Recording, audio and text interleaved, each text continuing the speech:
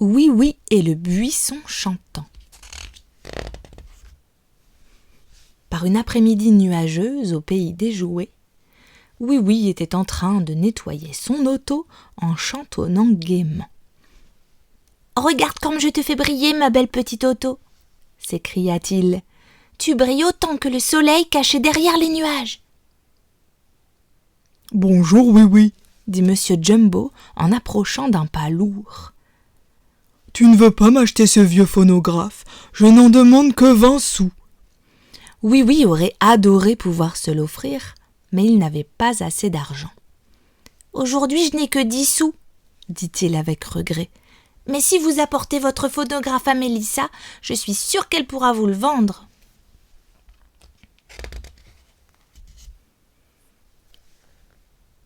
« J'ai trouvé ce vieux phonographe dans mon grenier, » raconta Monsieur Jumbo à Mélissa. « Pour le faire marcher, il suffit de mettre un disque et de remonter la poignée. » Heureusement, dans son grenier, Monsieur Jumbo avait également trouvé un disque. Mélissa voulut écouter le disque. Elle suivit donc exactement les instructions de Monsieur Jumbo. Une musique étrange et magique commença alors à lui venir aux oreilles. « Oh, comme c'est beau !» dit-elle émerveillée.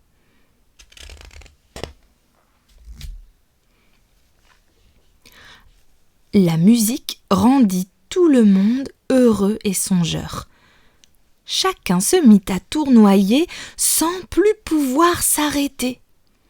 Tous ceux qui se rendirent au marché furent saisis par l'étrange musique.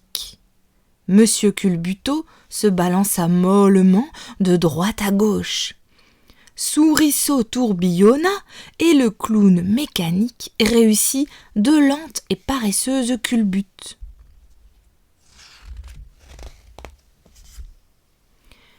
Ils furent comme précipités hors d'un rêve lorsque la musique s'arrêta.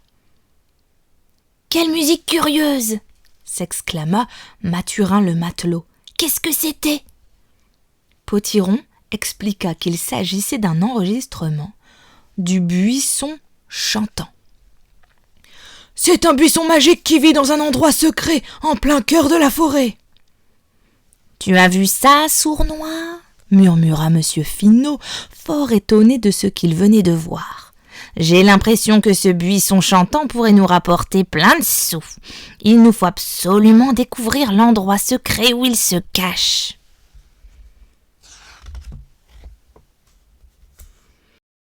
Quel plaisir ce fut de réentendre le buisson chantant, observa Potiron, tout joyeux tandis qu'il retournait chez lui.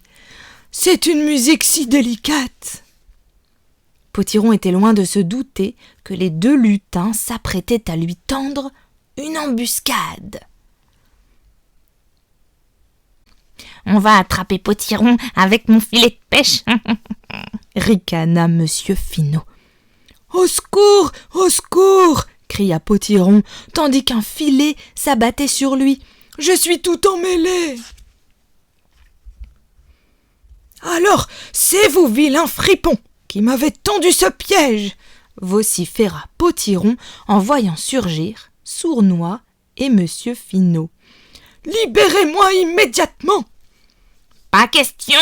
répliqua Monsieur Finot. « Pas avant que tu nous conduises au pied du buisson chantant. » Il se trouve que Oui Oui était également dans le bois. Il venait de terminer la toilette de sa voiture et se rendait chez Potiron pour lui faire voir comme elle brillait. Heureusement, il aperçut le vélo de Potiron couché par terre. « Pourquoi l'a-t-il laissé là ?»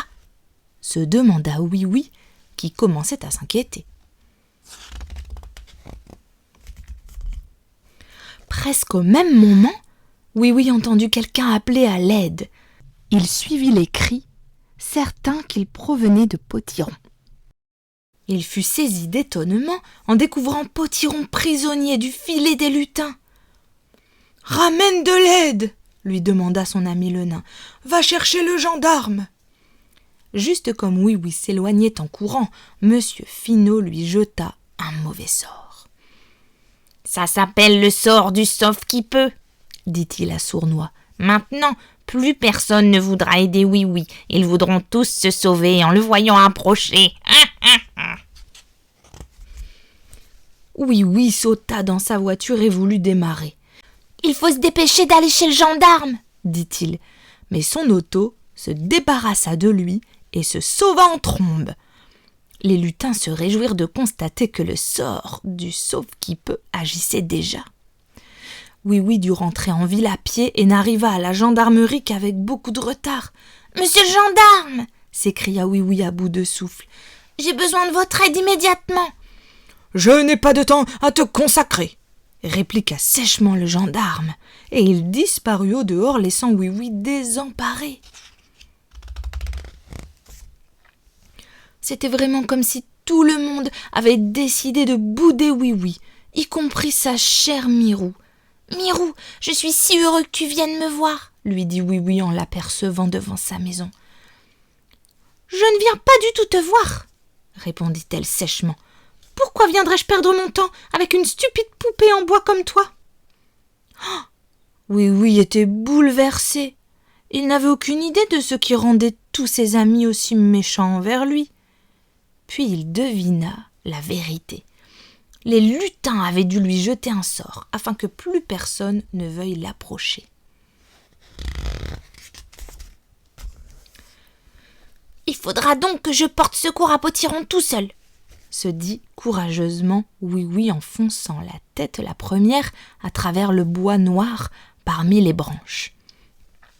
Il commençait à faire nuit et le bois devenait de plus en plus sinistre. Après quelques minutes, Oui Oui fut bel et bien perdu. « Je ne connais pas du tout cette partie de la forêt, » constata Oui Oui, vraiment inquiet. Oui Oui distingua des voix lointaines et regarda dans leur direction. Il aperçut plusieurs lueurs éblouissantes. « Qu'est-ce que c'est » murmura-t-il. « Potiron ? Les lutins ?»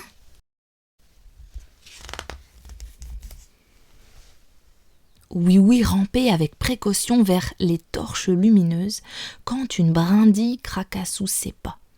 « Qui va là ?» lança Sournois pointant sa torche sur lui. « Oui, oui !» s'écria Potiron tout réjoui. « Je suis si heureux de te voir !»« Normalement, il ne devrait pas du tout se réjouir de voir Oui Oui !» s'écria Monsieur Finot, très énervé. Craignant que le sort du sauve-qui-peut ne fasse plus d'effet, Monsieur Finot ordonna à Sournois d'en préparer un nouveau. C'est alors qu'une chose extraordinaire eut lieu. Sournois devint brusquement très amical. « Oui, oui, comme c'est gentil à toi d'être venu jusqu'ici par une nuit si profonde, » dit-il en lui serrant la main. Entre-temps, Monsieur Finot commença à libérer Potiron du filet. « Viens par là, » lui indiqua-t-il gentiment. « Te voilà libre. » Cependant, la gentillesse de Monsieur Finot fut de courte durée. « Mais qu'est-ce qui nous arrive ?» dit-il. « Pourquoi sommes-nous si aimables ?»« Tout est ta faute !» cria Monsieur Finot aux oreilles de Sournois. « Tu as jeté ton sort de la main gauche au lieu de le faire de la main droite. Alors, c'est le contraire qui arrive. À cause de toi, tout le monde veut rendre service à Oui Oui. » Voyant le gendarme approcher dans la voiture de Oui Oui, Monsieur Finot et Sournois s'enfoncèrent dans l'obscurité. Mirou était avec le gendarme et cette fois elle fut très heureuse de voir Oui Oui. « J'ai bien peur que les lutins ne soient déjà loin !» annonça Potiron au gendarme. « Après tout, pour cette fois, ils n'ont pas fait grand-chose. Ils n'ont pas eu ce qu'ils voulaient. »« Mais où se trouve le buisson chantant ?» demanda Oui Oui avec curiosité. Au même moment, une étrange musique commença à les envoûter. Ils se mirent tous à danser et à tournoyer comme dans un rêve. « Le voilà !» leur dit Potiron tout doucement. Les lutins l'ignoraient, mais le buisson chantant était à mes côtés pendant tout ce temps. Laissons-le tranquille, ajouta-t-il dans un murmure. Venez prendre un chocolat dans ma maison champignon. »